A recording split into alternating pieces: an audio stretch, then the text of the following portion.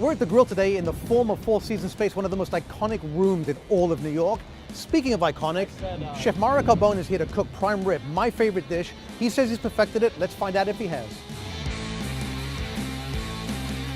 During the 50s and the 60s, I think prime rib got a terrible reputation. It really fell into disrepute. I think largely because of weddings and catering affairs where you have this sort of blob of gray beef that gets sliced off. It's always overdone. It's never cooked right. But you're bringing it back. Tell me about that. We're bringing it back. It's obviously as important as you said. It's a key dish to have on a menu of this style. So tell me about the process that you narrow. I mean, you must have gone through like sous vide and roasting and we went through every distributor, every farm. We went through every cooking technique, and we landed on probably the oldest one, right? Spit roasting. And the first thing we do is take the bones off, which is abnormal, and then that slab of bone is treated as barbecue. So it's a 12-hour smoke. It gets a dry rub, close to a Montreal style seasoning. So by taking the bones off also, it exposes that cap, that underbelly, so we can clean that up really nicely. We can get a perfect eye. We tie it really tight so that it's as uniform a size as possible.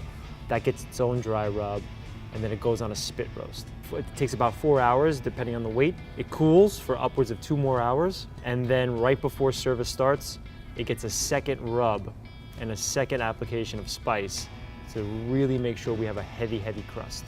And then at that point, it goes into a very hot convection oven, and you really set the crust without warming the inside again. And you're basically just reducing that as to... Yeah, this is like a 1 minute, 475, blast it, don't let it get warm again inside. You don't want the juices running. And then that goes onto the cart? And that goes onto the cart. It's not this thing that's just steaming all night in the wagon. Which is what gave prime rib its terrible reputation. That and shitty weddings. Yeah, exactly. We buy prime, not aged beef, and I know that devastates you. It doesn't devastate me. It devastates you. You're because a dead animal. It doesn't devastate me. I happen to love the flavor of aged beef. To a point of potential detriment. Well, it's that. To me, it's the height of luxury. It's the height of the artisanal craft of the butcher. So let me explain to you why I don't believe it's appropriate for this dish. I'm across the board. This is a slow, long cook. Over time, especially the way we do it, ours is spit roasted. It's losing water weight, it's intensifying. Everything that happens during the process of dry aging is sort of happening in a sped up way while we're cooking it. You're expelling moisture in the same way that the aging process. Flavor. Right. Every time we tried to do that with an already aged product, it was way too intense. The one prime rib you offer, for us, for here, should not be that no, intense and I totally get that. So I think that we have sort of talked about this enough. I think it's time that we tried it. Bring the wagon. It's all about me eating. This is sort of the grand tradition, yes. right? And there's a conversation that's had with the customer, thin or thick, and then once he's done that, he'll offer to put the jus over the top, and then potentially ask if you'd like fresh grated horseradish over the top of that. And then it comes with a side of Dijon mustard and horseradish cream. All right, well, this is magnificent looking. And I see what you see. I mean, honestly, it looks like you sous vide this. It's edge to edge, medium rare. Tell me about the jus, because it smells. The jus is made from brisket.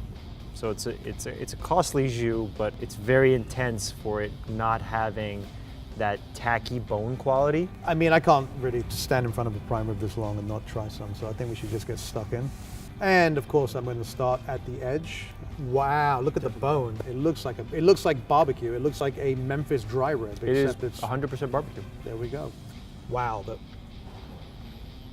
God, it really is. That Montreal style seasoning. You smell the pepper.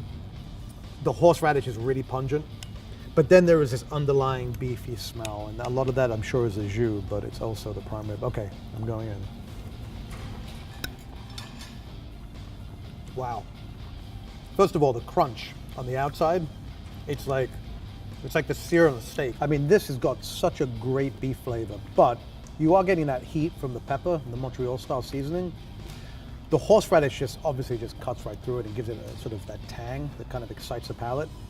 But then there is a really profound beefiness to it, and it's just like a long braise, right? You're getting those deep, deep notes I have to notice that the texture, like you can just pull this apart. It's like, it's that tender. Look at that. Seems the Englishman's eating the American cut, and the American's eating the Englishman's cut. It looks like I've learned something from being here. So let's talk about the English cut versus the American cut, because growing up in England, that was just called prime rib. You would never eat this much beef traditionally in England. This is like American exceptionalism on a plate right here, right? It's like, It's excessive Americanism.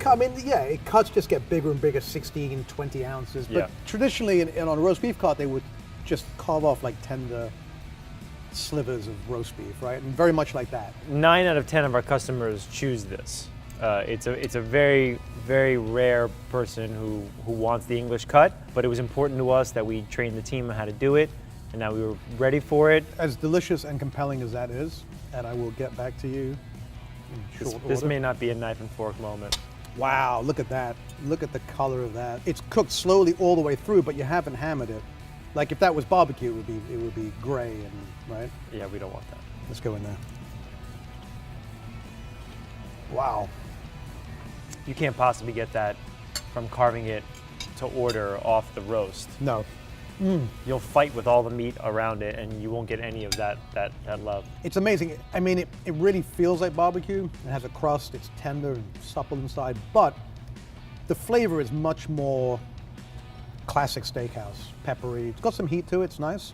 Best. I'm not willing to give up on the aging. I'm just saying, but You're- I respect. Listen, you know a lot more about cooking than I do. I just don't want your preconceived notions to infiltrate all situations. Put the Is time this into it. going to knock off Smith & Wollensky's as your top prime rib? I want to know that right now. Well, probably not, but I would much rather eat in this room. So what I'll do is I'll sneak over there. I'll bring a prime rib with me. What you is know, it? And then What is it about Smith & Wollensky? the thing that I love about Smith & Wollensky is I've been going there since I could afford to eat out.